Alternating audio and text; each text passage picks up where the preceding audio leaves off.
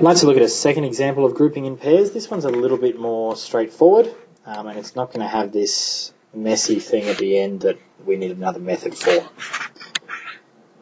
So here we have 7p cubed q squared plus 21p squared q squared plus 6pq cubed plus 18q cubed. Now, again, with any grouping in pairs, I'm going to treat each pair of terms as a separate factorisation problem. Looking at this one, the highest common factor of the coefficients is going to be 7, and of the pronumerals, there's a p squared and a q squared in each one. Then I'm going to get a p from the first one, and from the second I'm going to get a 3.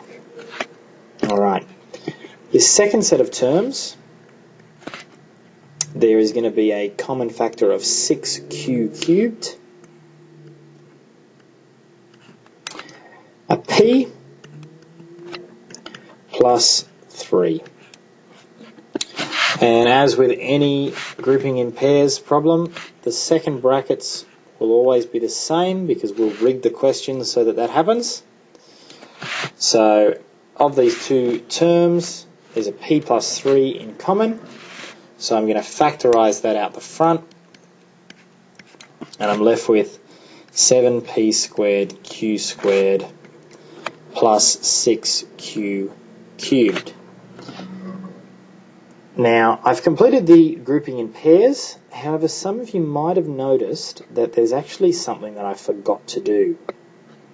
I can tell that I forgot to do something because I look at this second bracket and I notice that there's actually a common factor there.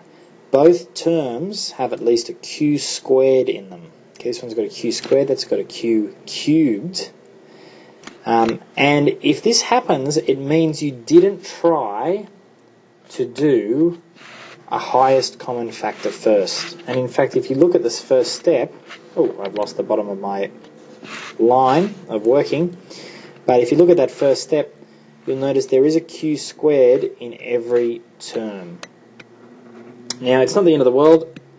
I don't have to redo the whole question. It just makes it a little bit trickier at the end if you forget to do that factorising. What I need to do is I'm going to just rewrite that p plus 3. I'm going to leave that unchanged for the moment. I'm going to have to do a highest common factor on this bracket. Okay, and looking here, there's actually a q squared in both terms, so I can actually pull that q squared out the front. Now I could write it here like this, but it's weird to have that q squared in the middle there. Normally we put the individual terms out the front and anything in brackets comes after.